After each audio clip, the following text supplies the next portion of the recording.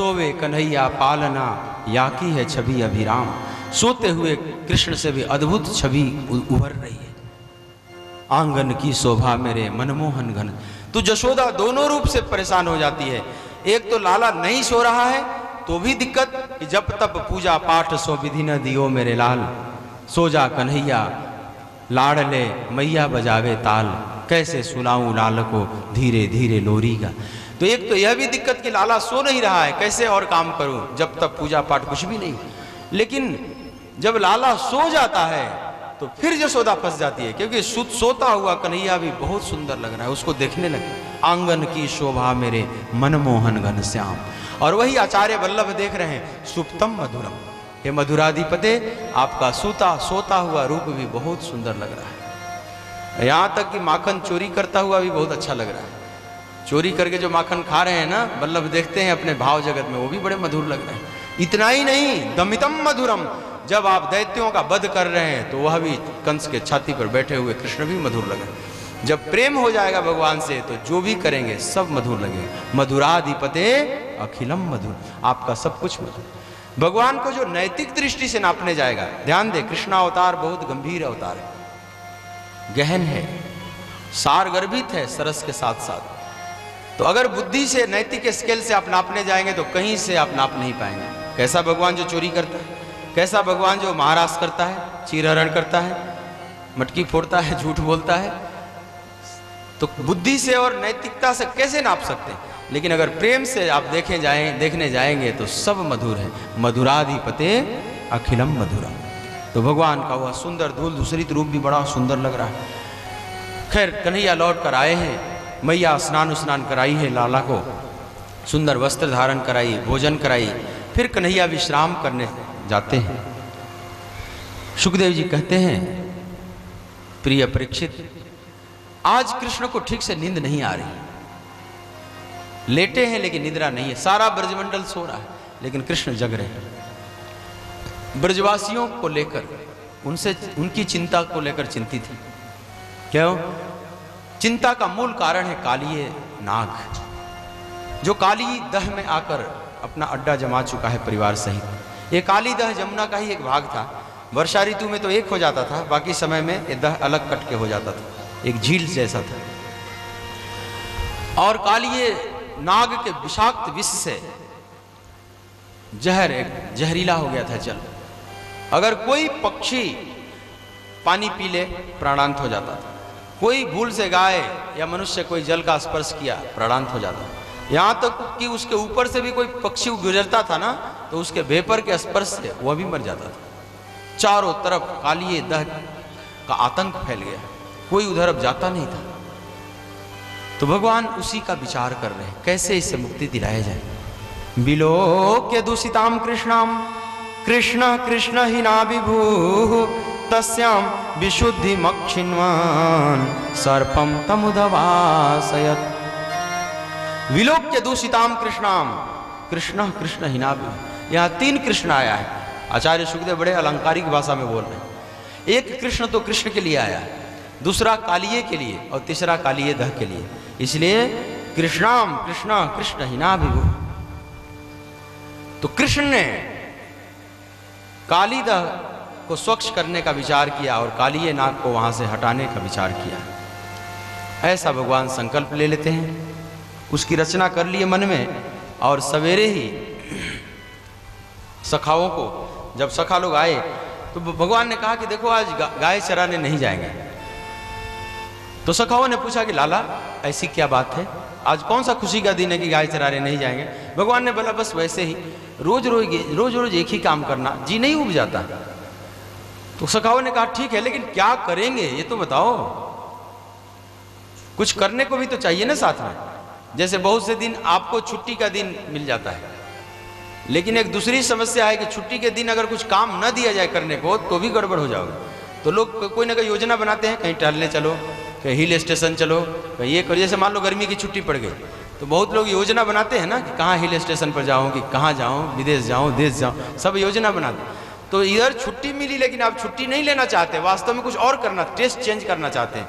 तो ग्वाल वाल कहते हैं कि छुट्टी तो कर देंगे लेकिन क्या करेंगे ये बताओ।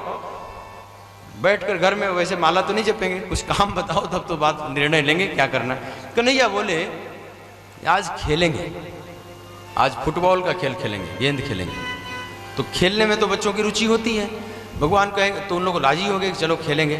भगवान बोले कि चलो कालीदह पर चलेंगे, वहाँ खेला जाएगा। कालीदह का नाम लेते ही बच्चे डर गए। श्री दामा बोले कि अरे लाला, कालीदह का तो नाम मत लो, उसका नाम लेने से डर लगता है। जैसे तैसे तो मेरे माता पिता ने बहुत तपस्या किया तो मैं पैदा हुआ हूँ, अकेला इकलौता बच्चा हूँ। फिर मधुमंगल बोले कि लाला तू कौन सी बात कर रहा है, कालीदह का नाम लिया, जरा ठीक से बोलना एक बार फिर से। कालीदह का नाम लेते ही मेरे को सांप दिखाई पड़ने लगता है, और बाप दादा से लोगों ने कितनी मनौती किया था तो मैं पैदा हुआ हूँ, कालीदह का तो नाम भी मत लो। भगवान बोले कि अरे हम लोग कालीदह में जाने की कहाँ बात कर रहे हैं, वहाँ पर जो हरा हरा मैदान है ना बड़ा सुंदर, उस पर खेला जाएगा, हमें दह से क्या लेना देना। तो कृष्ण चाहे तो किसको राजी ना कर लेंगे, राजी तो कर ही लिए। अब जब खेलने के लिए सब चले तब तक दाऊ आ गए वहाँ से। हाँ महाशय आप लोग कहाँ जा रहे हो। अब तो भगवान देखे कि दाऊ आ गए, दाऊ को नहीं ले जाना चाहते थे, शेषा अवतार है। तो बोले कि दाऊ हम लोग खेलने जा रहे हैं। बोले मैं भी चलूँगा। तो भगवान बोले दाऊ आप बड़े हैं ना, तो आप साथ में रहते हैं तो हम लोग को शर्म आती है, ठीक से खेल नहीं पाते, खुल गए। तो दाऊ का छाती फूल गया। बोले हाँ ठीक है मैं बड़ा हूँ, चल जाओ तुम लोग जाओ खेलो। तो इस तरह से दाऊ से भी अलग हो गए। अब सखाओं को लेकर कालीदह पर आए, फुटबॉल का खेल प्रारंभ हुआ।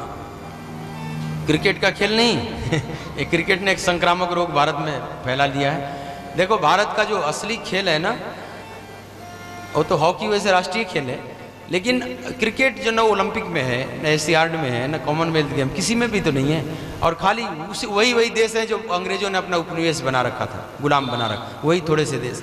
अंग्रेजों का टाइम पास खेल था, पहले 8 दिन का होता था, फिर 5 दिन का हुआ, फिर दिन भर का होता है, फिर अब 2020 आ गया। 2020 तो फिर भी ठीक है, जल्दी निर्णय हो गया, बात खत्म करो। ये बेवकूफ़ 5-5 दिन का मैच खेलते हैं, समय नष्ट, ड्रॉ हो जाता है, उसमें भी निर्णय नहीं हुआ। इतना टाइम कहाँ है। और इसीलिए पश्चिमी देश के जो विकसित देश है ना, डेवलप कंट्री नहीं खेलते, इस खेल को पूछते ही नहीं वहाँ। ध्यान दो, जिस ब्रिटेन ने इस खेल को फैलाया है, इन गुलाम देशों को फैलाया पहले, उस ब्रिटेन में फुटबॉल का आदर है सबसे ज़्यादा। जब फीफा वर्ल्ड कप होता है तो पूरा ब्रिटेन पागल हो जाता है। अभी भी फीफा वर्ल्ड कप होने वाला है, शायद कहीं पर लियो डी जेनेरियो में या कहीं होने वाला। पूरा ब्रिटेन, जर्मन, अर्जेंटीना, ये सब देश एकदम पागल हो जाएंगे, पोलैंड इत्यादि।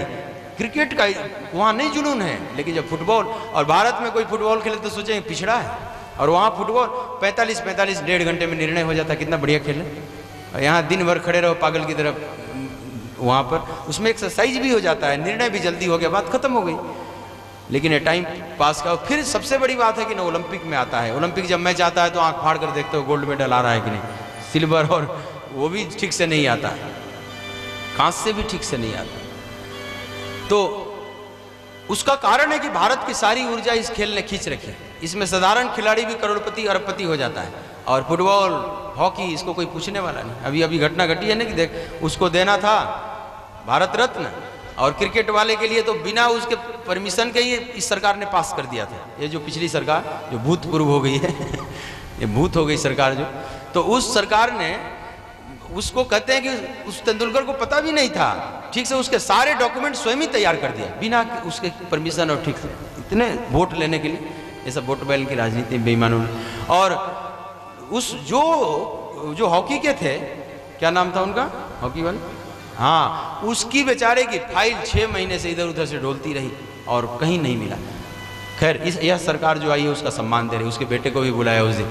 तो इस तरह से नालायक कितने कुल भारत में पैदा हो गए कि उस खेल के इतने बाहियात कर दिए हैं। अब खेल नहीं है, वो तो वासना का मैदान हो गया। जैसे वहाँ कुल वो नाच रही हैं तो क्या नाच रही है, सब खेल को मजाक तुमने बना दिया। वो नाचती है ना, कौन क्या बोलते हैं उसको, तो हाँ सीरियसली ये बेईमान, तुम कहाँ से सब खेल को मजाक बना दिया तुमने, बिजनेस का अड्डा बना दिया, वासना का अड्डा बना दिया। खेल की मर्यादा तो कम से कम रखता। तो लेकिन ऐसा ही होता है जब बुद्धि विकृत होती है। तो खैर कहने का मतलब किसी खेल की निंदा नहीं, लेकिन फिर भी जिस खेल का सम्मान पश्चिमी जगत में भी, उस खेल को तो तुमने यहाँ पिछड़ा समझ लिया, और एक लकड़ी लेकर भी पीट रहे हो तो कोई तो अपने को एडवांस समझते हैं, लेकिन ऐसा नहीं। उस समय फुटबॉल का खेल हुआ, गेंद खूब चला वहाँ पर, ग्वाल वालों के साथ भगवान खेलने लगे और गेंद की प्रतीक्षा कर रहे थे कि मेरे पास आवे। श्रीदामा का वो गेंद था, और जब इनके पल्ले गेंद पड़ी, अब इसी समय की तो प्रतीक्षा कर रहे थे, जानबूझकर खींचकर मारे ऐसा कस के गेंद कि जाकर कालीदह में सीधा गिर गया, जानबूझकर मारे। और ये सब सखाओं ने देखा, कन्हैया जानबूझकर मारा। अब तो श्रीदामा आकर कहने लगा कि लाला मेरा गेंद लाकर दो। अब सब उसका पक्ष देने के लिए आगे सखा कि श्रीदामा ठीक कह रहा है, लेकिन कन्हैया बोले कि कैसे लाकर दूं, अब तो कालीदह में चला गया, मैं मैया से आपके लिए 5 गेंद और दे दूंगा। बोले नहीं, मुझे तो वही गेंद चाहिए, मेरा वही गेंद लाकर दो। अब बोले कि श्रीदामा कैसे लाऊं, तुम 50 गेंद ले लेना इसी तरह की, इससे भी बढ़िया। लेकिन श्रीदामा कह रहा है कि नहीं वही मुझे चाहिए, और सब ग्वाल बाल साथ दे रहे हैं, हाँ श्रीदामा ठीक कह रहा है, उसी गेंद को लाकर दो। अपना गेंद होता तो ऐसे नहीं मारता। तब जब थोड़ा माहौल बना रहे हैं भगवान, फिर बोले कि श्रीदामा देखो बहुत जिद करोगे ना तो मैं कालीदह में कूद कर फिर गेंद लेने चला जाऊंगा। तो सब बोले सखा कि हाँ हाँ लाकर दिखाओ, बहुत बहादुर बने हो, चित्र में सांप देखकर डर जाते हो, तुम कूद जाओगे, ये मुझे संशय हो रहा है, जरा लाकर दिखाओ। मतलब कन्हैया को बस इतना ही समझते थे उसको सखा भाव है, बराबर का भाव है। तो भगवान बोले कि मैं कूद जाऊंगा, फिर से विचार कर लो, हाँ कूद कर दिखाओ। और यही चाहते थे वे। और वही कदम का वृक्ष था, उसकी बड़ी बड़ी डालियां बढ़ी हुई थी यमुना में दूर दूर तक कालीदह में, और भगवान चढ़ जाते हैं उस पर। और जब उस डाली पर बढ़ने लगे दह की तरफ, अब सखा घबराए सब कि क्या पता ये जिद्दी है या कूद ही न जाए सचमुच। अरे लाला लौट आओ, नहीं चाहिए गेंद। श्रीदामा भी बोलने लगा कि नहीं चाहिए लाला मुझे गेंद, तुम लौट आओ। नहीं श्रीदामा, अब तो तुम्हारे उसी गेंद को लेकर मैं आऊंगा। अब ये रोक रहे हैं सब सखा सब, और धीरे धीरे उस डाली पर आगे बढ़ते गए, और देखते देखते धड़ाम से कालीदह में कूद पड़े कृष्ण। जब कूदे तो आधा जो सखा थे ना वे मूर्छित होकर गिर पड़े। कन्हैया सखा से प्रेम तो बहुत था, लाला से। और इधर जशोदा के हृदय में कुछ हुआ, धक कुछ हुआ, घबराई, लाला कहाँ है। तब तक दाऊ दिखाई पड़े, लाला कहाँ है, पता नहीं, वो खेलने के लिए कह रहा था जाने के लिए। जशोदा को संशय हुआ कहीं कालीदह तरफ तो नहीं गया है, लेकिन अब कुछ ठीक से पता नहीं चला। एक सखा भागा हुआ आया वहां से, मैया मैया लाला कालीदह, बस इतना ही बोल पा रहा है। अब सब मैया समझ गई, बाबा नंद और इधर जशोदा दाऊ और पूरा ब्रजमंडल कालीदह की तरफ दौड़ पड़ा। सुखदेव जी महाराज कहते हैं कि राजन स्थिति ऐसी बन गई कि आबाल वृद्ध वनिता सर्वेंग पशु वृत्तया निर्जग भूर्गोकुलादीना कृष्ण दर्शन लालसा।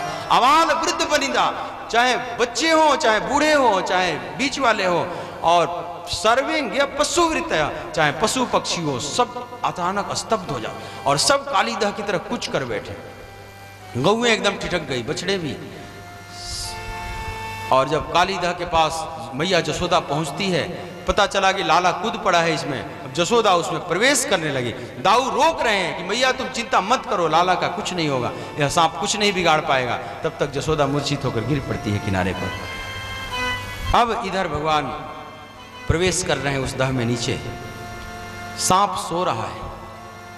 उसकी पत्नियों ने देखा, पहले घबराई कि ये सुंदर बालक आया है, मेरे पति जग जाएंगे तो ये तो बहुत मुश्किल खड़ी हो जाएगी। लेकिन भगवान उतरकर सामने खड़े हो गए, उसकी आंखें खुली कालिए की और वह देखने लगा। पहले तो इतना सुंदर रूप देखकर वो कुछ देर तक तो देखता ही रहा, लेकिन फिर उसका आसुरी स्वभाव जगा। फिर विचार करने लगा ये बालक पहले आया कैसे, और आया तो बचा हुआ कैसे है, यह भी एक आश्चर्य है। फिर बोला कि ये बालक तुम लौट जाओ, तुम्हारे ऊपर मुझे करुणा आ रही है। लेकिन भगवान ने कहा कि ऐ कालिए, मैं लौटने नहीं, तुझे यहाँ से निकालने आया हूँ। बहुत आतंक मचा रखा है तुम, अब यहाँ से निकल जाओ। इतना सुनते ही क्रोध से भर गया कि अरे यह बालक दया का पात्र नहीं, यह तो वध करने लायक है, और भयंकर विष अपना छोड़ा। लेकिन भगवान जैसे एक सुरक्षा कवच में खड़े हो गए हैं, कुछ नहीं फर्क पड़ा, मुस्कुरा रहे हैं। फिर और क्रोध से भरकर पुनः विष का प्रहार किया, लेकिन फिर कोई प्रभाव नहीं पड़ रहा है, कृष्ण केवल मुस्कुरा रहे हैं। फिर देखता है बार बार कि है कौन। फिर दूसरी बार अब सोचा कि इसको लपेट कर पूंछ में और तोड़कर मार डालूं, तो अपने पूंछ में लपेट लिया कृष्ण को। पहले तो लिपट गए, और जब लिपट गए अब अपने शरीर को बढ़ाने लगे, उसका शरीर टूटने लगा, फिर छोड़ देता है। फिर उसके पूंछ पर तीव्र प्रहार करते हैं चरणों का, और दोनों में भयंकर युद्ध छिड़ जाता है। बार बार कालिए उस पर विष का प्रहार करता है, लेकिन भगवान पर कुछ फर्क नहीं पड़ता। बार बार फिर लिपट लेता है भगवान, फिर बनाते हैं शरीर को और फिर प्रहार करते हैं, फिर उसके पूंछ को लपेटकर पुनः प्रहार करते हैं। लहू लुहान हो गया कालिए, जगह जगह से उसका शरीर फट गया, खून बहने लगे। कभी उसके फन पर चढ़ जाते हैं, जिस जिस फन को उठाता है उसको मारते हैं और उसके फन बीच से फट जाते हैं, कई बार उसमें खून इसके 101 फन थे और जगह जगह से फन फट जाते हैं। भगवान उस फन पर ऐसे उछल रहे हैं, सुखदेव जी महाराज कहते हैं जैसे रंगमंच पर कोई नट नृत्य कर रहा, और जैसे उसकी मड़ियां थी ना उसके मस्तक में, वो मड़ियों से प्रकाश निकल रहा है, और जो लाल लाल खून निकल रहे थे वो भगवान के रक्त लग जाते थे, जैसे चारों तरफ लाल लाल लाइट निकल रही है और मणि का प्रकाश। इस तरह से एक अद्भुत दृश्य प्रकट हो गया। अब जो जो फन उठाता था भगवान उसको दबाते चले जाते थे और अंत में कालिए थक जाता है। सारे फन उसके लटक गए, बिल्कुल सारे अहंकार के फन बिल्कुल थक कर लटक गए। बड़ा दीनहीन दिखाई पड़ने लगा कालिए। तब उसकी पत्नियां आ जाती हैं, दोनों तरफ से 2 पत्नियां स्तुति करने लगी कि भगवान तो न्यायो हि दंडः कृतकिल विशेषमिन् तवावतारः खलनिग्रहाय रिपो सुतानामपि तुल्य दृष्टे धत्सेदमं फलमेवानुशंसन। भगवान प्रभु न्यायो ही दंडः, आपका दंड देना प्रभु आपका न्याय है। दुष्टों को दंड जो आप देते हैं यह तो आपका न्याय है, आपकी करुणा ही है। प्रभु आपने जो मेरे पति के साथ किया आपने ठीक ही किया, इनको उचित दंड दिया है। लेकिन हे परम ब्रह्म परमात्मा, अब हम लोग प्रार्थना करती हैं, इन्हें अब क्षमा कर दीजिए, छोड़ दीजिए भगवान। पत्नियों के इस प्रार्थना पर भगवान छोड़ तो देते हैं कालिए को, लेकिन कालिए को जब छोड़े तो कालिए भी स्तुति किया भगवान की, लेकिन एक प्रश्न रखता है कि भगवान मेरा भी क्या दोष है। भवान ही कारणम तत्र सर्वज्ञो जगदीश्वर अनुग्रहम निग्रहम वा मन्यसे तत्विदेहिना। भगवान इस जगत के परम कारण आप ही हैं, आप ही ने इस संसार को बनाया, आप ही ने सर्प भी बनाया, उसमें जहर भी दिया, क्रोधी स्वभाव भी बनाया, तो मेरा क्या इसमें दोष है। भवान ही कारणम तत्र, आप ही सबके कारण है प्रभु, तो मेरा क्या इसमें दोष है। अब देखो इस तरह से प्रश्न करने लगा, भगवान हंसने लगे। देखो ये प्रश्न तो कर्म सिद्धांत भक्ति सिद्धांत से कर रहा है, लेकिन इसके स्वभाव में भक्ति सिद्धांत नहीं है। भक्ति सिद्धांत में सब कुछ भगवान ही करने वाले हैं, तो जब सब भगवान करते हैं तो आपके साथ जो भी घटना घटे उसकी शिकायत करने का आपको कोई अधिकार नहीं। तो जब इसकी पिटाई हो रही है तो दुखी क्यों हो रहा है। जब सब भगवान कर रहे हैं तो पिटाई भी हो रही है, तो उनकी भी करुणा है, इसको भी स्वीकार करो। तो अपने मतलब की बात निकालने के लिए वहां भक्ति सिद्धांत को रख रहा है, लेकिन जीवन इसका ऐसा नहीं था। भगवान कहने लगे कि ठीक है मैंने सब कुछ बनाया है, लेकिन मैंने ये तो नहीं कहा था कि तुम अकारण कुछ जीवों को सताओ, किसी को मारो, मैंने ये तो नहीं कहा था। चले जाओ अब यहाँ से, तुम इस दह को छोड़कर यहाँ से चले जाओ। तो कालिए बोला कि भगवान कैसे जा सकता हूँ, गरुड़ के डर से मैं यहाँ आकर छुपा हुआ। एक कथा आती थी कि सौबरी ऋषि, वहीं पर सुनरक गांव है, वहीं पर सौबरी ऋषि का आश्रम था, वहीं पर तपस्या करते थे ऋषि। तो गरुड़ आते थे वहाँ मछली मारने लगते थे, तो ऋषि ने मना किया कि गरुड़ कम से कम यहाँ मत आओ, मुझे अच्छा नहीं लगता। लेकिन गरुड़ नहीं माने, तो श्राप दे दिया सौबरी ऋषि की, यहाँ पर नहीं आ सकते, इस दह के पास आप नहीं आ सकते, नहीं तो आपका अनिष्ट होगा। तब से गरुड़ यहाँ नहीं आते, और गरुड़ के डर से छुपा हुआ है वहाँ आकर, क्योंकि यहाँ नहीं आएंगे। किसी ने पूछा कि गरुड़ जी वैष्णव होकर, परम वैष्णव होकर और मछली खाते थे, तो एक महात्मा उत्तर दिए कि वो बंगाली वैष्णव रहे होंगे। बंगाली वैष्णव एक हाथ में माला झोली लिए रहेंगे, दूसरे हाथ में मछली की थैली भी लिए रहेंगे। कहते हैं जौलो तोरी है, इसमें कोई शिकायत वाली, मैंने कोई दोष नहीं है। तो अब गरुड़ के डर से मैं छुपा हुआ हूँ यहाँ पर। भगवान ने कहा कि कोई बात नहीं, अब मेरा चरण चिन्ह तुम पर पड़ गया है, अब गरुड़ कुछ नहीं करेंगे, जाओ। और वहाँ फिर अब उसको नाथ कर ऊपर लाते हैं भगवान, और ऊपर आए और उसके फन जब ऊपर आया ना जल से, अब भगवान उस पर तांडव नृत्य करने लगे। तांडव गति मुंडन पर नृतत बनवारी, फम फन ऊपर नाचत बन। जैसे नटराज भगवान शिव हो जाते हैं ना, शिव की मुद्रा में उस तरह से नृत्य किए उसके फन पर। और इधर ग्वालों ने जब देखा तो जैसे पुनः प्राण आ गया उनके शरीर में, चेतन हो गया, सब जय जयकार करने लगे, जय कन्हैया लाल की, जय कन्हैया लाल की। और मैया जसोदा जग गई, बोली लाला ये सांप है खा जाएगा, जल्दी आओ। बोली मैया चिंता न कर, अब ये मेरा कुछ नहीं बिगाड़ेगा, तू चिंता न। और उसको फिर रमणक द्वीप भेज दिया, अपने परिवार सहित वहाँ से चला जाता है दह छोड़कर। इस तरह से उसके आतंक से ब्रज की रक्षा किया भगवान ने। यहाँ एक चीज ध्यान दें, बाकी असुरों को तो भगवान ने मारा लेकिन कालिये का वध नहीं किया। इसका स्वभाव परिवर्तन करके इसको हटा दिया, यहाँ से हटा दिया। मतलब कालिये है काम का प्रतीक। यह काम वासना साधक के लिए साधना में बहुत बड़ी बाधा है। जब भक्ति रूपी जल हमारे हृदय में प्रकट होता है, भक्ति प्रेम अनुराग जब प्रकट होता है, तो उस निर्मल भक्ति रूपी जल को अगर उसमें काम वासना रूपी कालिये नाग आ जाता है तो सब दूषित कर देता है। जैसे सब गहुएं इत्यादि मर जाती थी, मतलब आपके भीतर जो शुभ विचार थे, पक्षी मर जाते थे, जो आकाश की तरफ उड़ाने वाले विचार थे भगवान की तरफ ले जाने, सब दैवी वृत्तियां मर जाती हैं, स्पर्श पाते हैं, तो विषाक्त हो जाता है हृदय।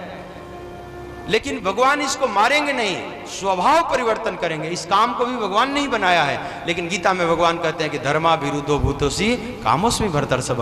धर्म के अनुकूल जो कामना है पार्थ, वो मैं हूं। तो धर्म, काम असुर भी है और काम देव भी है, दोनों रूप में देखा जाता है। अगर काम धर्म के विपरीत जा रहा है तो असुर हो जाएगा, और अगर धर्म का अनुकूल है तो देव है। इसलिए देवताओं में भी इसकी गिनती होती है, कामदेव कहा जाता है ना। तो अब इस काम असुर को कामदेव भगवान ने बना दिया, स्वभाव परिवर्तन करके उसको विदा कर दिया। कालिये को मारेंगे नहीं, इस बात का ध्यान रखिए। बोलिए भक्त वत्सल भगवान की जय। अब आइए हम लोग उस कथा में आगे बढ़ते हैं जहां पर गिरिराज लीला भगवान करेंगे। आइए एक छोटा सा भजन का श्रवण करते हैं, फिर गिरिराज की तरहटी में आपको ले चलते हैं, फिर आज की कथा वहां पूरी होगी एक छोटे से भजन का। तांडव गति मुंडन पर नित्यत बनमाली, तांडव गति मुंडन पर नित्यत बनमाली, तांडव गति मुंडन पर नित्यत बनमाली, तांडव गति मुंडन पर नित्यत बनमाली, नित्यत बनमाली,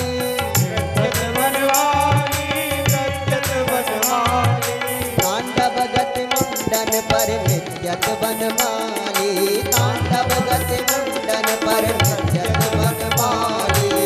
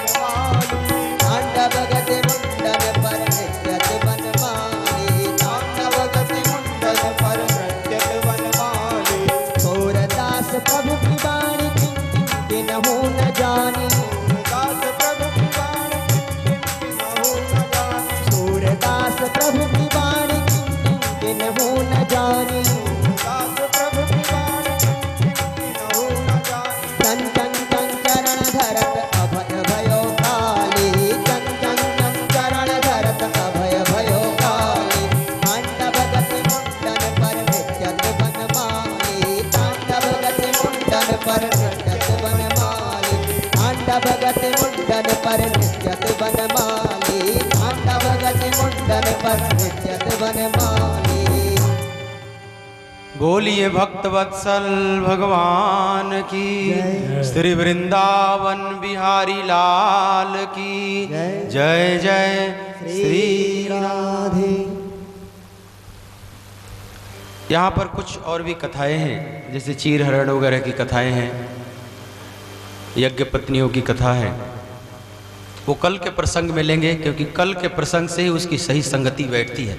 महारास और चीरहरण की लीला एक दूसरे से जुड़ी हुई, तो उसको कल के प्रसंग में लें। और आज हम गोवर्धन लीला की तरफ बढ़ते हैं, जो भगवान ने एक बहुत विश्व प्रसिद्ध महत्वपूर्ण लीला किया है। सुखदेव जी कहते हैं कि राजन परीक्षित, एक दिन कृष्ण देखे 7 साल के अब हो गए हैं। उन्होंने देखा कि मैया जशोदा बहुत से पकवान तैयार कर रही है घर में।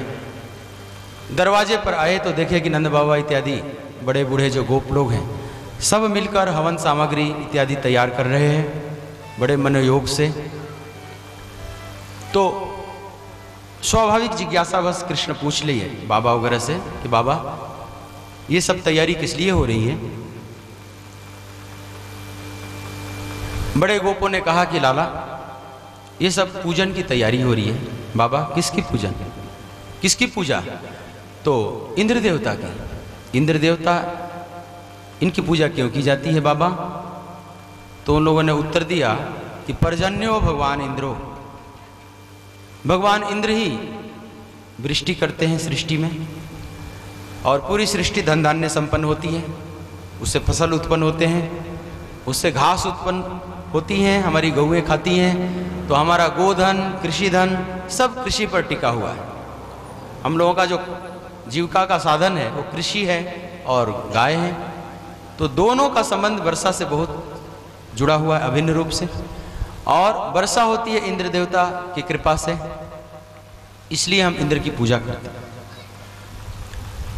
तब भगवान बोले कि बाबा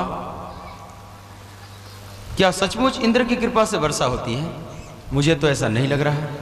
बाबा कर्मणा जायते जंतुः कर्मणैव विलीयते, सुखम दुखम भयम क्षेमम कर्मणैवाभिपद्यते। कर्मणा जायते जंतुः, कर्म के कारण ही जीव का जन्म होता है, और कर्म के कारण ही मनुष्य जीवन धारण करता है, और कर्म के कारण ही मनुष्य जीवन को समाप्त कर देता है।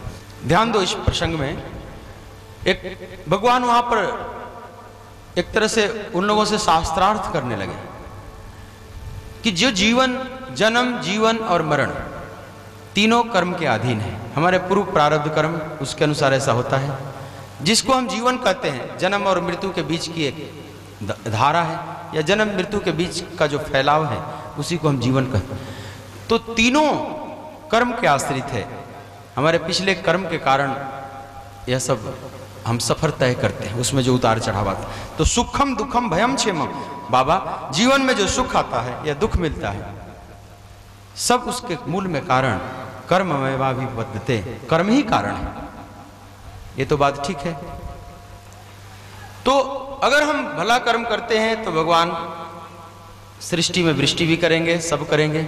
बुरा कर्म करते हैं तो उसका दंड भी मिलता है। इसमें इंद्र बीच में कहां से आ गए? और बाबा ये बताओ कि आप लोगों ने कभी इंद्र को देखा है? बोले लाला देखा तो नहीं है, बड़े बुजुर्गों से एक परंपरा चली आ रही है पूजा की। भगवान ने कहा कि ठीक है, बड़े बुजुर्ग जो लोग करते हैं ठीक करते हैं, लेकिन सब कुछ ठीक ही करते हैं ऐसी बात नहीं, कई बार रूढ़ियां भी आ जाती हैं।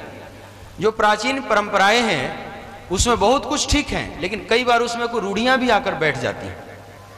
इसलिए सब प्राचीन परंपराओं के पीछे आंख बंद कर मत पड़ जाना।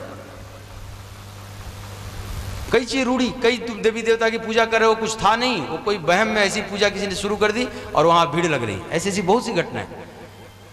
कितने पीर मजार पूज रहे हो, गाजी मियाँ पूजते हैं, कितने हिंदू भी जाकर वहां मनौती कराते हैं। तुम्हें पता है गाजी कौन होते हैं? कम से कम 3 जो काफिरों को मारेगा, अगर हिंदुओं को मारेगा तो उसको गाजी की उपाधि दी जाती है, कम से कम, उसके ज़्यादा मारा तो उनके लिए वो पीर हो गए, क्योंकि जन्नत में जाएंगे तो बड़े बड़े ओहदे मिलेंगे, अल्लाह इनका स्वागत करेगा, और उनके लिए वो पूज्य हो गए। और तुम हिंदू भी जाकर पूज रहे हैं गाजी मियाँ है, गाजी पीर, उसको पता ही नहीं कि क्या मैं कर रहा हूँ, किसको पूजा कर रहा हूँ।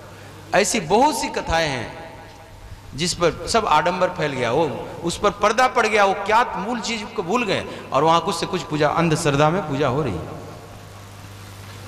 जैसे जैसे युग विकृत होता है, अब शनि देवता की एक पूजा शुरू होगी, वो काला काला बना के शनि, दिल्ली में जाओगे तो तेल पौवा बहुत तेल डाल लेते हैं बाल्टी में, उसमें एक पत्थर काट के ऐसे शनि डाल देंगे, और दिन भर घूम रहे हैं रेड लाइट पर, ऐसे ऐसे बच्चे बस अड्डे पर रख देंगे, सुबह में 2-4 बाल्टियां रख देंगे कहीं कहीं, और उसमें शाम तक सिक्के पड़े हुए हैं, शाम को निकाल कर सब धोधा कर ले जाएंगे, क्योंकि उस शनि वाला सिक्का कोई ले जाने वाला भाई नहीं। एक अलग से धंधा शुरू हो गया। ये नासमझ इतने ज्योतिषी भी कितने, भगवान की भक्ति नहीं बताएंगे, अब शनि पूजो तो ये पूजो, भगवान की भक्ति से तुम भटक गए। एक निष्ठ भक्ति करनी होगी, इस तरह से भक्ति फैलाव करने से आप गति नहीं, आप भक्त नहीं है।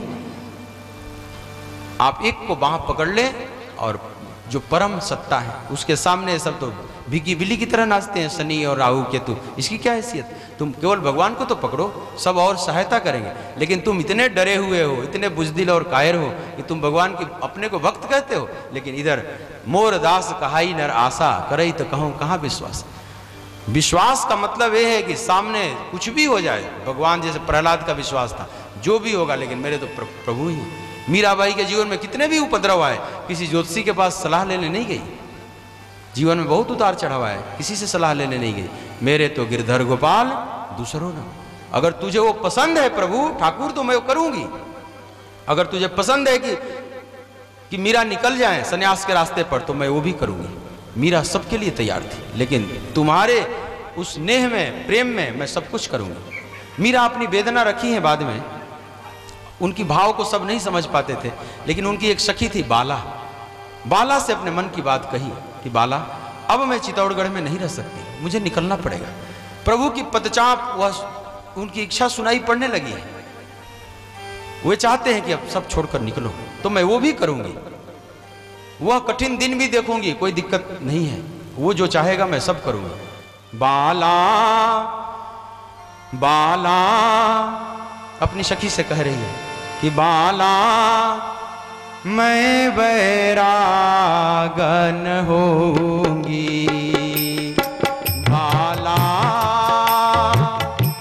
मैं बैरागन होंगी, जोई भेष मेरा साहब रीझे, जोई भेष मेरा साहेब रे,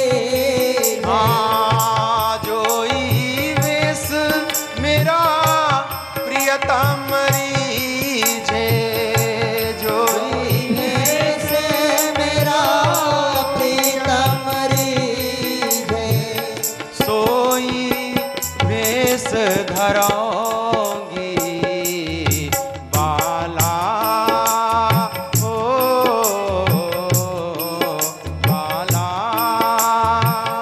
मैं बैरागन होंगी, बाला मैं बैरागन होंगी, जो वो चाहेगा मैं सब करूंगा। ये भक्त का लक्षण। परिस्थितियां आती हैं भक्तों पर, पांडवों पर भी बहुत परिस्थितियां आई, लेकिन भगवान में श्रद्धा नहीं हुई और किसी से सहायता मांगने नहीं गए हैं पांडव। तो आपके भी जीवन में उतार चढ़ाव आएंगे, यह जीवन है ही ऐसा, इसकी यही एक तरह से समझ लो, इसकी परिभाषा ही यही है जीवन का, और मृत्यु लोक का स्वभाव भी यही है कि यहाँ उतार चढ़ाव आते ही रहेंगे। लेकिन उन उतार चढ़ावों में छोटी छोटी शक्तियों से भीख मत मांगो, जो परम सत्ता है बस उसी का हाथ पकड़े रहो और कहीं मत भटको। तो भगवान यहाँ पर एक बहुत बड़ा उपदेश दे रहे हैं कि इन छोटी छोटी सत्ता, इंद्र इत्यादि को आप लोग क्यों पूजा कर शुरू कर दिए? नहीं बाबा,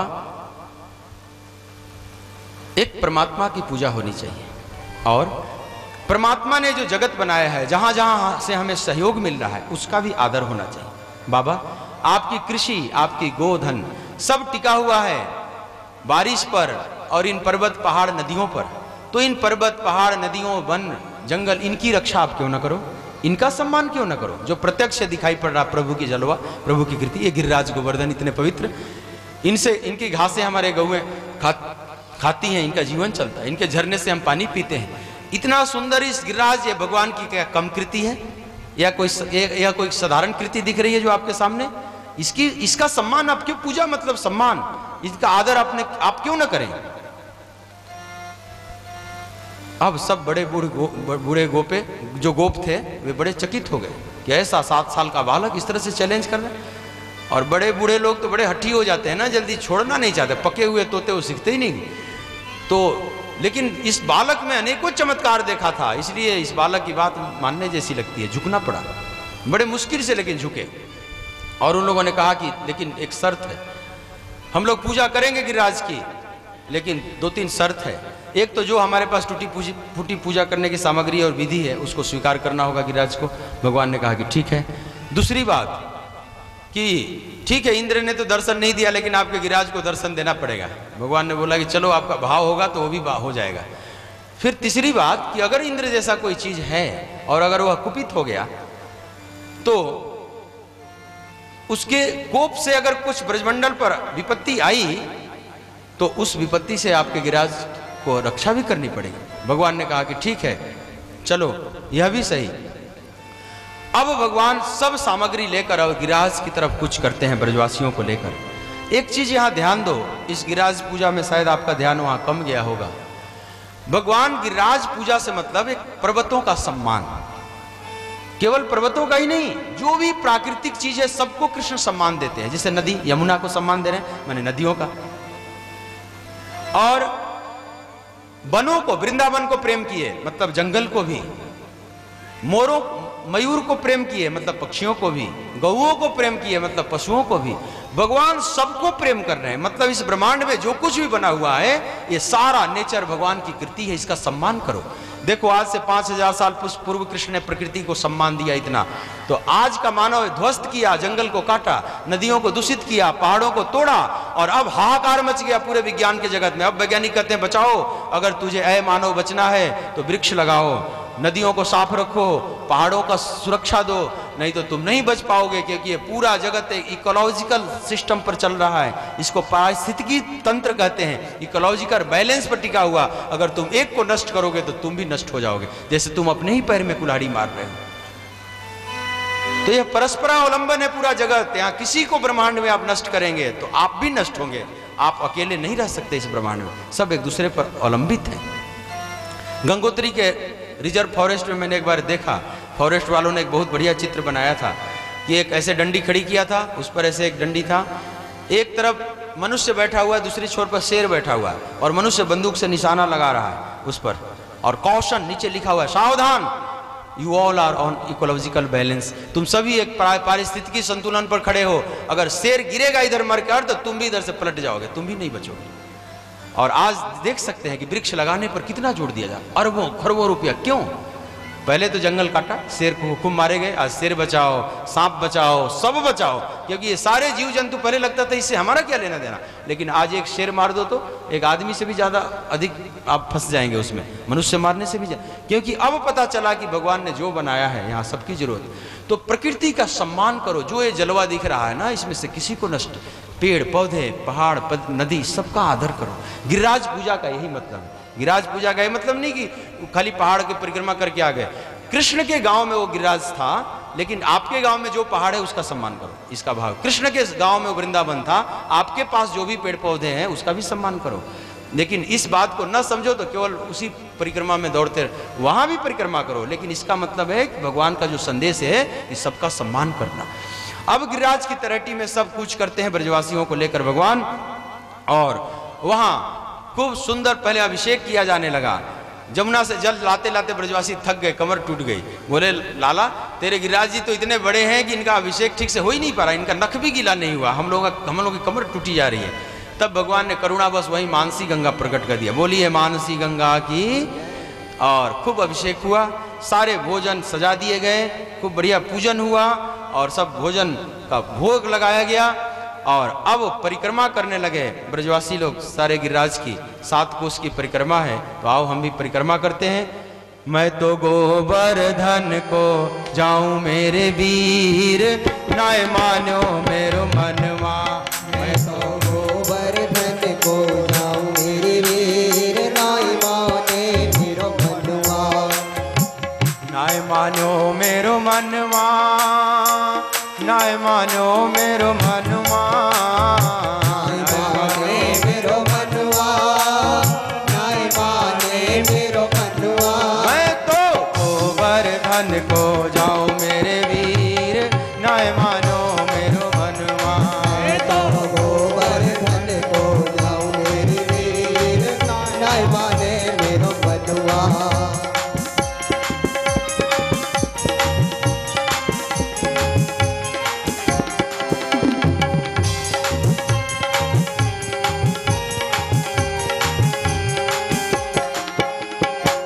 सात कोस की देव परिक्रमा, 7 कोस की जय परिक्रमा।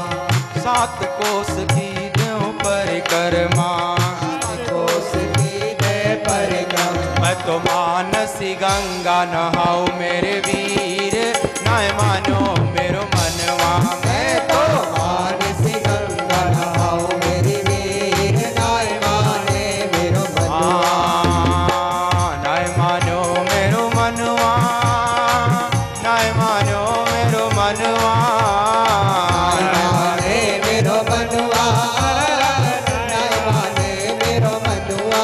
मैं तो गोवर्धन को जाऊं मेरे वीर, नाय मानो मेरो मनवा। मैं तो गोवर्धन को जाऊं मेरे वीर, नाय माने मेरो मनवा।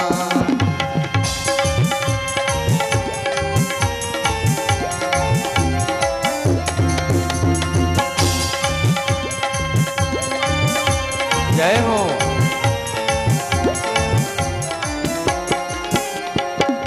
5 कोस 5 शेर की करूं कढ़ैया।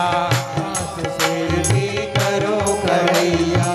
5 शेर की करूं कढ़ैया।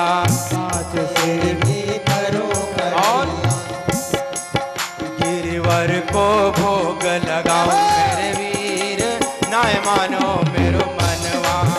गिरिवर को भोग लगाओ मेरे वीर, नाय माने मेरो मनवा। नाय मानो मेरो मनवा, नाय मानो मेरो मनवा। नाय माने मेरो मनवा, नाय माने मेरो मनवा। मैं तो गोवर्धन को जाऊं मेरे वीर, नाय मानो मेरो मनवा। मैं तो गोवर्धन को जाऊं मेरे वीर, नाय माने मेरो मनवा।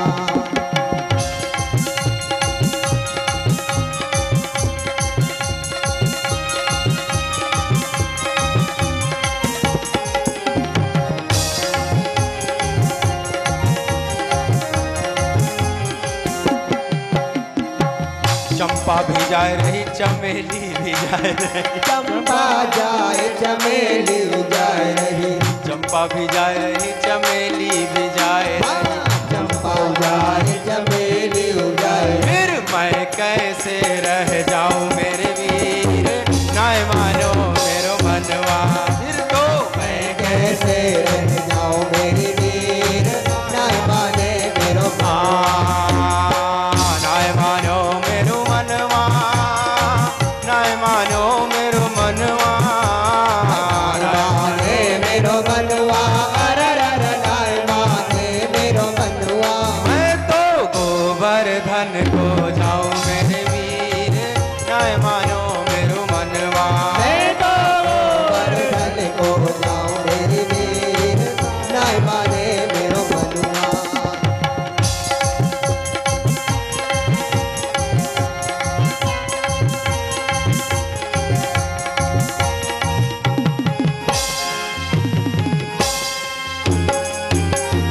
जय हो।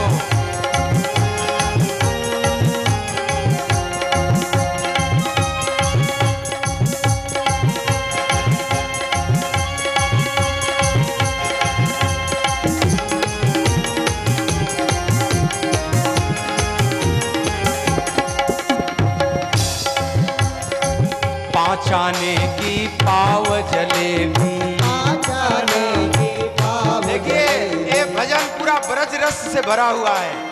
5 आने में 1 पाव जलेबी जब मिलती थी ना तब ये गीत बनाया हुआ है। मतलब 1.25 रुपये किलो जलेबी थी उस समय। आज शायद 125 रुपये किलो भी ना मिले। हाँ, 5 आने की पाव जलेबी। आने की पाव जलेबी। सबके साथ अगर परिक्रमा में जाएंगे तो कुछ खाए पिएंगे भी तो जलेबी खरीदेंगे 5 आने की 1 पाव गरम गरम। और कहाँ बैठकर खाएंगे तो ब्रज का प्रेम देखो, उस गिरिराज के एकदम बीच परिक्रमा में। 5 आने की पाव जलेबी। मैं तो बैठ सड़क पर खाऊं मेरे वीर, ना मानो मेरो मनवा। मैं तो बैठ सड़क पे खाऊं मेरे वीर, ना माने मेरो जाना मेरो मनवा, ना मानो मेरो मनवा। माने मेरो मनवा, माने मेरो मनवा। मैं तो गोवर्धन को जाऊं मेरे वीर, ना मानो मेरो मनवा। मैं तो गोवर्धन को जाऊं मेरे वीर, ना माने मेरो मनवा। मैं तो गोवर्धन को जाऊं मेरे वीर, ना मानो मेरो मनवा। गोवर्धन को जाऊं मेरे वीर, ना माने मेरो मनवा। मैं तो गोवर्धन को जाऊं मेरे वीर, ना मानो मेरो मनवा। बोलिए गिरिराज बाबा की जय। पूजन आप लोग कर रहे हैं, हमारे कलाकार एक और भजन प्रस्तुत करेंगे। तब तक आप लोग पूजा संपन्न कर लें, फिर 5 मिनट की कथा है, फिर पूरी कर लिया जाएगा। आप लोग जो पूजा करना चाहें, भजन श्रव चलता रहेगा, आप लोग करें। नहीं, गिरिराज संबंधित भजन सुनाएंगे। अर्पण करके तन मन धन, चलो चले सब गोवर्धन। अर्पण करके तन मन धन, चलो चले सब गोवर्धन। अर्पण करके तन मन धन, चलो चले सब गोवर्धन। अर्पण करके तन मन धन, चलो चले सब गोवर्धन। राधे राधे बोल के देंगे परिक्रमा डोल के। राधे राधे बोल के देंगे परिक्रमा डोल के। राधे राधे बोल के देंगे परिक्रमा डोल के। राधे राधे बोल के देंगे परिक्रमा डोल के। अर्पण करके तन मन धन, चलो चले सब गोवर्धन। हाँ, अर्पण करके तन मन धन, चलो चले सब गोवर्धन। आइए अर्पण करके तन मन धन, चलो चले सब गोवर्धन। अर्पण करके तन मन धन, चलो चले सब गोवर्धन। आए प्रथम दान घाटी पे पहुँचे जाए, गिरधारी को लेंगे शीश झुकाए। प्रथम दान घाटी पे पहुँचे जाए, गिरधारी को लेंगे शीश झुकाए। प्रथम दान घाटी पे पहुँचे जाए, गिरधारी को लेंगे शीश झुकाए। प्रथम दान घाटी पे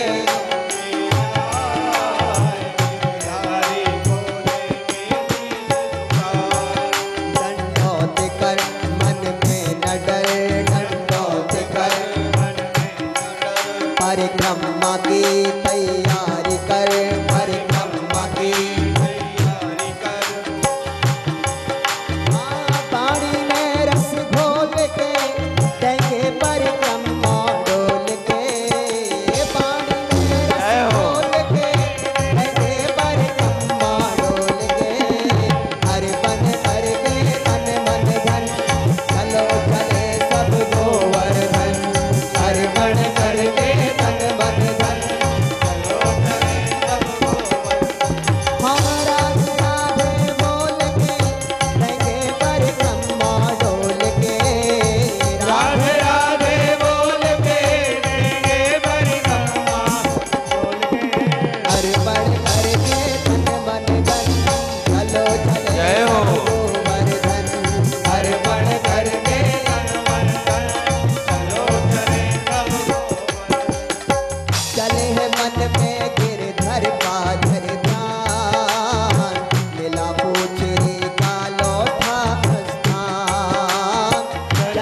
मन में गिरधर का धर ध्यान, मिला पूछरी का लोटा निशान। हाँ चले हैं मन में गिरधर का धर ध्यान, मिला पूछरी का लौटा स्थान। चले हैं मन में गिरधर का धर ध्यान, मिला पूछरी का लोटा निशान। लो जतीपुरा में आएगे जड़ दूध मन हरसाएगे। लो जतीपुरा में आएगे हरसाएगे।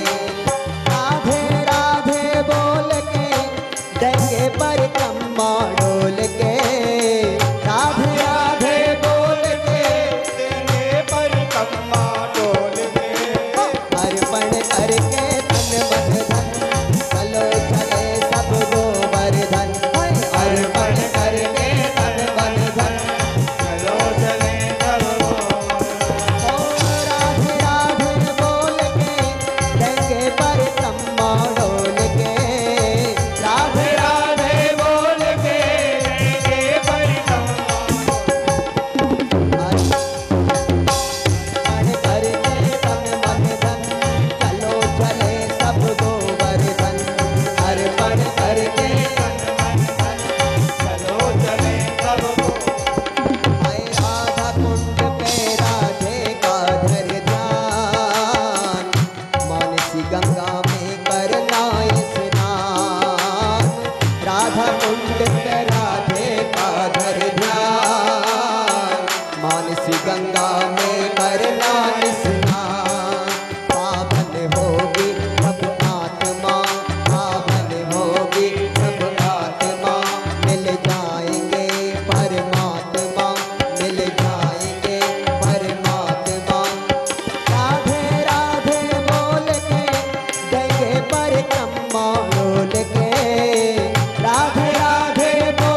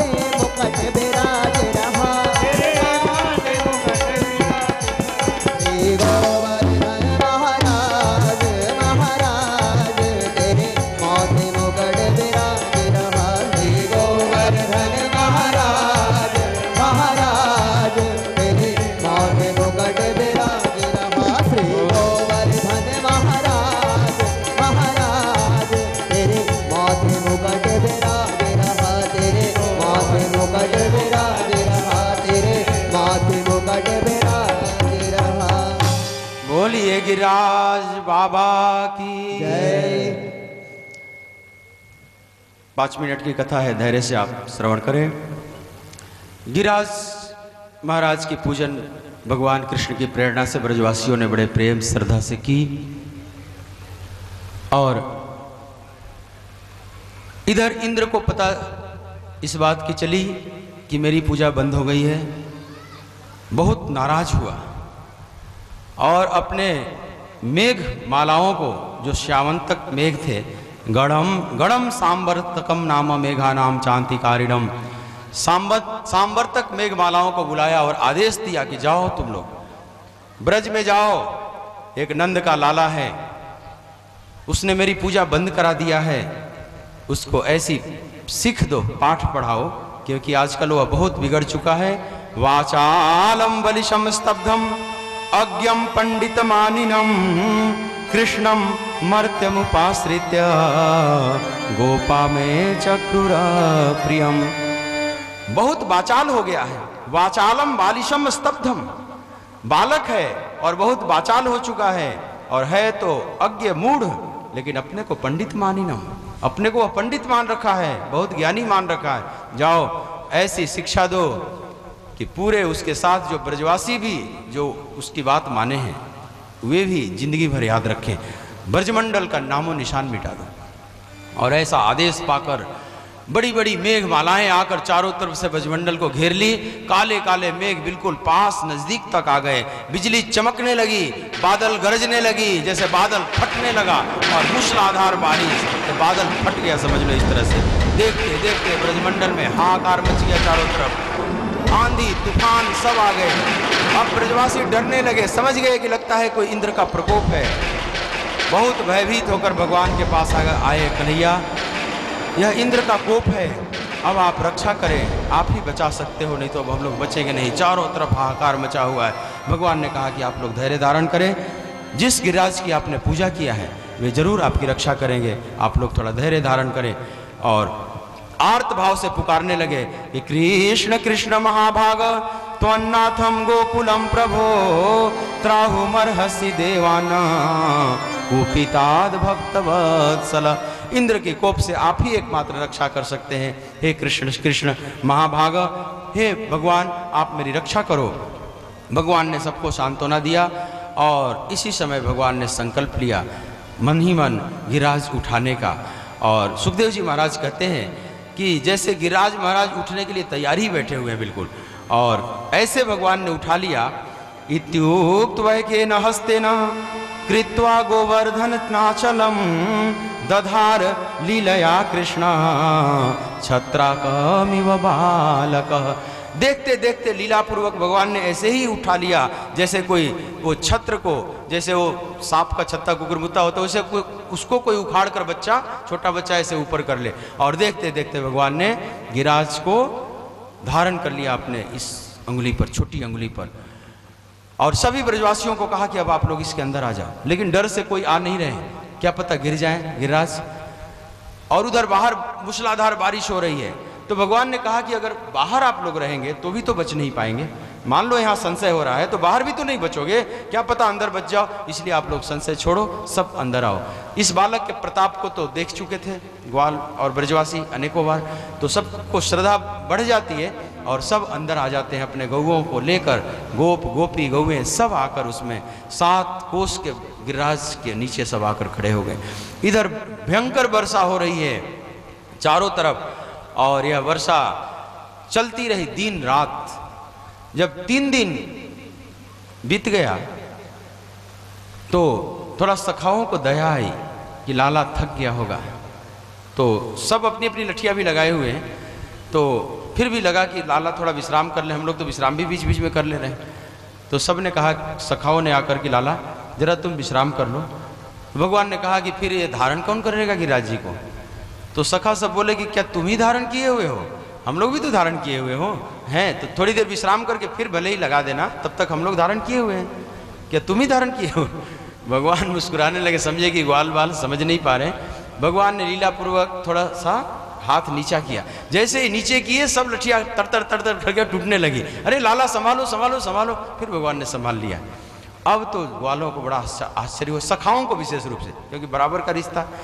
फिर आकर घेर कर पूछने लगे सुबल, तो कृष्ण और मधुमंगल, श्रीरामा इत्यादि कि अरे लाला, मेरे ही साथ तुम पले बड़े हो, वही खाए हो जो हम लोग खाए हैं, तुमको हम लोग देख रहे हैं शुरू से, तुमसे हम बड़े भी हैं कई इसमें, तो तुम्हारे में इतनी शक्ति कहाँ से आ गई, मेरी शक्ति आजकल कहाँ चली गई है। तब भगवान सोचे कि अगर भगवान भगवान कहता हूं तो ये मानने वाले हैं नहीं, ये तो पक्की बात है। तो भगवान ने फिर कहा कि कछु माखन को बल बढ़ो, कछु गोपन करी सहाय, श्री राधे जू की कृपा सो मैंने गिरिवर लियो उठाए। कछु माखन को, जो हम लोगों ने माखन चोरी कर करके और जैसे भी खाया है, वो शक्ति कहीं गई थोड़ी है, वो सब काम कर रही है। एक तो बल वो काम कर रहा है, कछु गोपन करी शाह, कुछ तो आप लोग सहयोग कर रहे हैं, वो शक्ति काम कर रही है। और असली तो बात है सखाओ कि श्री राधे जी की कृपा से, जो आह्लादिनी शक्ति है किशोरी जी, उनकी शक्ति से मैं शक्तिमान हो गया हूं और वही शक्ति काम करी, उसी के बल पर मैं उठाया। और सखाओ, तुम लोग जो मेरे को प्रेम से देख रहे हो ना इधर मेरी तरफ, तो सारी शक्ति मैं खींच लिया हूं आप लोगों की, जब प्रेम से देख रहे हो तो, और वही शक्ति आप लोगों की मेरे में काम कर रही है। तो अब सखा बोले कि अच्छा, मुझे भी लग रहा है कि मेरी शक्ति आजकल कहाँ चली गई, तुम ही ने चुरा लिया है ना आजकल, पता, इसीलिए मैं समझ रहा हूँ कि हमारी शक्ति कहाँ चली गई। अब समझ में बात आई, अरे लाला, अभी तक तो माखन चोरी करता था, अब शक्ति भी चोरी करने लगा, मतलब भगवान मानने वाले नहीं है किसी भी तरह से। खैर, इस तरह से भगवान ने 7 दिन तक धारण किए रखा। इधर पानी कहाँ चला गया, तो सब अगस्त ऋषि पीते चले जा रहे हैं, और ब्रजमंडल में धूल उड़ रहा है। इंद्र को लगा कि सब ब्रजमंडल समाप्त हो गया होगा। अब ब्रजमंडल की इस स्थिति को देखकर इंद्र की बुद्धि ठिकाने आ गई, और इंद्र समझ गए कि ये प्रभु हैं, मैं मायावश में नहीं समझ पाया। इंद्र आकर साष्टांग चरणों में गिर जाता है और लगा स्तुति करने भगवान की कि विशुद्ध सत्वम तव धाम शांतम तपोमयम ध्वस्तरजस्तमस्कम मायामयोऽयं गुणसंप्रवाहो न विद्यते ते ग्रहणानुबंधः। हे जगत के अभिन्न निमित्तोपादान कारण परम ब्रह्म परमात्मा, मैं आपको प्रणाम करता हूँ प्रभु। भगवान, आप शुद्ध स्वरूप हैं, शुद्ध सत्व स्वरूप हैं, त्रिगुणमयी प्रकृति के द्वारा इस जगत को आप रचते हैं, इसी में लीला विलास करते हैं। भगवान, आपकी त्रिगुणमयी माया से सारा जगत भूला भूला फिर रहा है, मैं भी प्रभु आपके इसी माया का शिकार हो गया हूँ। प्रभु, उस माया के द्वारा, पर्दे के कारण मैं आपको समझ नहीं पाया। हे परमपिता परमात्मा, मैं अपने आप को कर्ता मान लिया, मैं समझ लिया कि मैं वृष्टि करूंगा तो सृष्टि में सब कुछ चलेगा, मैं अपने को कर्ता मान लिया। प्रभु, आपने जो दंड दिया ठीक ही दिया। भगवान, अब मेरी बुद्धि शुद्ध हो गई है, आपको पहचान गया हूँ। हे परम ब्रह्म परमात्मा, मेरे प्रणाम स्वीकार करो प्रभु। बार बार क्षमा मांगने लगा और बोला कि प्रभु, ऐसी कुछ कृपा करो कि मैं भी ब्रज में कुछ बन जाऊं, चाहे लता पता ही बन जाऊं, जो सौभाग्य अगर ना हो ब्रजवासी बनने का, ऐसी कुछ कृपा करो प्रभु। इस तरह से 10 श्लोकों में स्तुति किया है। फिर भगवान ने क्षमा कर दिया, बोला कि अभी वो समय नहीं आया, अभी आप जाओ अपना इंद्रलोक संभालो, और लौटा देते हैं। लेकिन ब्रह्मा जी के समय थोड़ा ज़्यादा नाराज थे, अभी कुछ कम है नाराज। क्यों? क्योंकि ब्रह्मा जी ने भक्तों को अलग कर दिया था भगवान से, और इंद्र की वजह से ये हुआ कि सारे भक्त 7 दिन इकट्ठे रहे, गोपी सब कुछ 7 दिन इकट्ठे रहे ना, दिन रात भगवान का सानिध्य मिला। तो भगवान भी आनंदित है कि चलो इसकी वजह से कम ये एक फायदा हुआ ब्रजवासियों को, ये 7 दिन अखंड मेरा सानिध्य पाए, और भक्त भी बड़े आनंदित हैं। इस तरह से इंद्र जब लौट जाता है तो भगवान ने फिर गिरिराज जी को स्थापित किया। जब स्थापित कर दिया, वहीं पर सुरभि गाय आई है, भगवान का अभिषेक की, वहीं पर भगवान का नाम गोविंद पड़ गया। बोलिए गोविंद देव भगवान की। और अब सब जो बड़े बुजुर्ग गोप थे ना, वो नंद बाबा को कहने लगे कि अरे ये तो बालक अद्भुत है, ये लगता है आपका बालक नहीं है, ऐसा चमत्कारी, ऐसा अद्भुत शक्तिमान नंदराय जी, ये आपका लाला नहीं लग रहा है। अब नंद बाबा डर गए, अरे मेरे लाला ने वो गोवर्धन क्या उठा दिया, तुम लोग संशय करने लगे कि मेरा लाला नहीं है। नहीं, लाला मेरा ही है। गर्गाचार्य जी ने उस समय कहा था नामकरण के समय कि लाला आप ही का है, लेकिन नारायण जैसा इसमें गुण है, ये बात है। इस तरह से नहीं तो डरे नंद बाबा की मेरा लाला, लोग कहेंगे मेरा लाला नहीं है, ये तो गड़बड़ हो जाएगा। तो इस तरह से भगवान ने सबको आनंदित किया, ब्रज की रक्षा किया। और इस समय, उसी समय से गिरिराज जी का पूजन प्रारंभ हो गया, परिक्रमा प्रारंभ हो गया। जिसको भगवान ने अपने हाथ से उठाया, स्पर्श किया है, उसकी महिमा समझ सकते हैं, उस पर्वत का सौभाग्य है। लेकिन उसी से पूरे विश्व को संदेश दिया कि प्रकृति का सम्मान करना, चाहे नदी, यमुना से प्रेम किया मतलब नदी, पर गिरिराज को प्रेम किया मतलब पर्वत, पक्षी मोर से प्रेम किया मतलब पक्षी, गौओं से प्रेम किया मतलब पशु, सबसे प्रेम करके यही दिखाए कि पूरे प्रकृति का सम्मान करो, सब मेरा ही रूप है, इसमें से किसी का को ध्वंस नहीं करना चाहिए। इस बात का एक गहन संदेश है इस गिरिराज लीला में। इस तरह से उस समय से परिक्रमा होने लगी, पूजा होने लगी। कहते हैं कि सकाम और निष्काम दोनों भाव के भक्त परिक्रमा करते हैं। अगर कोई कामना से जाते हैं तो उनको वस्तुएं मिलती हैं, अगर कोई भगवान की विशुद्ध भक्ति चाहते हैं तो उन्हें भगवान का भक्ति और प्रेम मिलता है। तो अच्छा तो ये हो कि निष्काम भाव से करें, बाकी सबकी कामना पूरी होती है। इस तरह से यहाँ गिरिराज धरण की लीला पूरी करते हैं आचार्य सुखदेव। आज इसी के साथ आज की कथा को यही विश्रांति दी जा रही है। और कल मतलब छठे दिवस की कथा में आगे की बहुत सी कथा, इसमें चीरहरण की कथा भी कर लेंगे, महाराज की लीला होगी, फिर वृंदावन से भगवान का मथुरा आगमन, कंस का उद्धार और भगवान का फिर गुरु यहाँ पर राजा बना देना उग्रसेन जी को, माता पिता को बेड़ियों से मुक्त करना, गुरुकुल में शिक्षा लेना, पुनः द्वारकापुरी का निर्माण करना, द्वारका चले जाना और वहाँ पर रुक्मिणी जी से भगवान का विवाह हुआ है जो महाराज भीष्मक की कन्या है। तो रुक्मिणी मंगल तक की कथा कल होगी। आप सभी भाव और प्रेम से आएंगे। सब आरती का दर्शन करने जब आवें तो एकदम से भीड़ न लगाकर जगह जगह थोड़ा दूर डिस्टेंस बनाकर भी खड़े रहें, कोई दिक्कत नहीं। दर्शन करने का ही पुण्य है अपने आप में। और जो माताएं लाई हैं अपना स्वयं ज्योत जगा लें और सब आरती का दर्शन करें। और अपने विशेष जो आभूषण का पुनः एक बार सावधान कर दूं, अब ध्यान रखिएगा, इस बात का ध्यान रखते हुए आइए सभी आरती का दर्शन करें। बोलिए भक्त वत्सल भगवान की जय। हे गिरधर तेरी आरती गाओ, हे गिरधर तेरी आरती गाओ,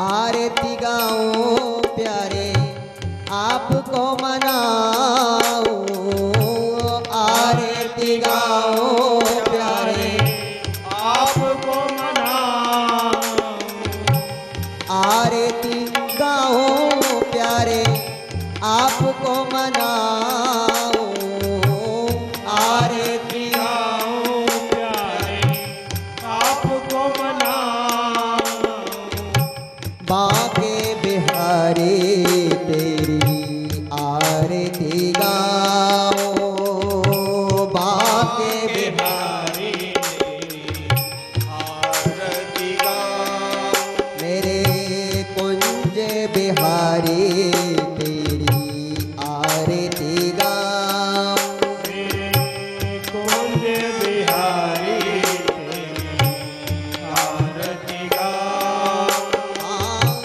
मोरे मुकुट तेरे शीश पे शोभे, मोर मुकुट तेरे शीश पे शोभे, प्यारी मुरली मेरो मन मोहे, प्यारी मुरली मेरा मन मोहे, प्यारी मुरली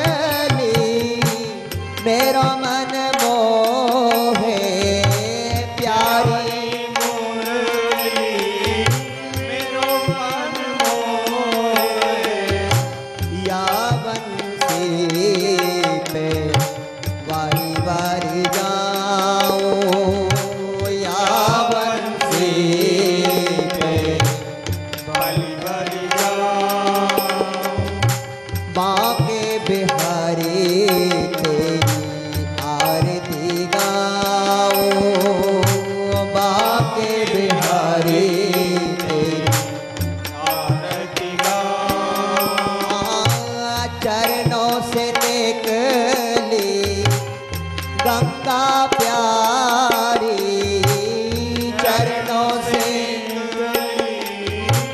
गंगा प्यारी,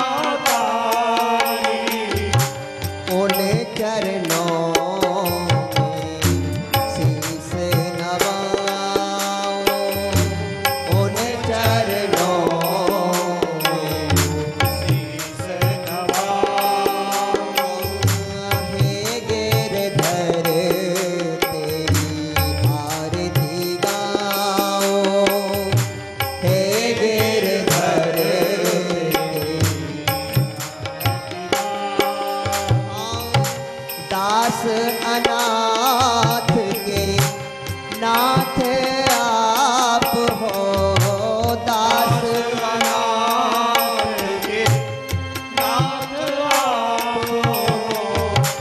सुख दुख जीवन साथ आप हो, सुख दुख जीवन साथ आप हो।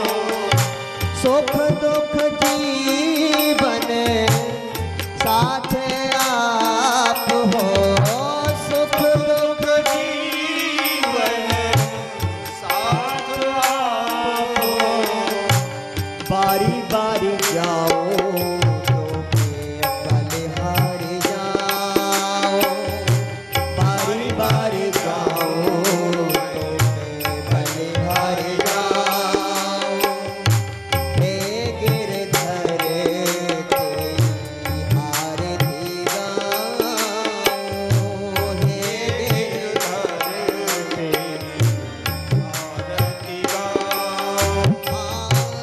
श्री हरिदास के प्यारे तुम हो, श्री हरिदास के प्यारे तुम हो।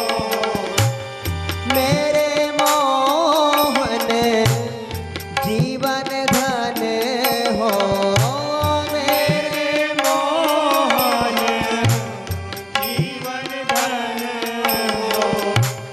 मेरे मोहन जीवन धन हो, मेरे मोहन जीवन धन हो। वास सदा वृंदावन पाओ, वास सदा पावन पाओ। माँ के बिहारी तेरी आरती गाओ, माँ के बिहारी आरती गाओ। आरती गाओ प्यारे आपको रिझाओ, आरती गाओ प्यारे आपको जाओ। मेरे गिरवर धारी तेरी आरती गाओ, गिरवर धारी तेरी आरती गाओ। हरे कृष्णा कृष्णा कृष्णा हरे हरे, हरे कृष्णा कृष्णा कृष्ण कृष्ण हरे हरे। हरे राम राम राम हरे हरे, हरे राम राम राम हरे हरे। हरे कृष्णा कृष्णा कृष्णा हरे हरे, हरे कृष्ण कृष्ण कृष्ण हरे हरे। हरे राम राम हरे हरे। हरे राम राम हरे हरे। हे गिरधर तेरी आरती गाओ, हे गिरधर तेरी आरती गाओ, आगे बिहारी तेरी आरती गाओ, आगे बिहारी तेरी। पर इधर उधर देखे तो एक लोढ़ा पड़ा हुआ था और उसको उठाए और मटकी पर मारे, धड़ाम।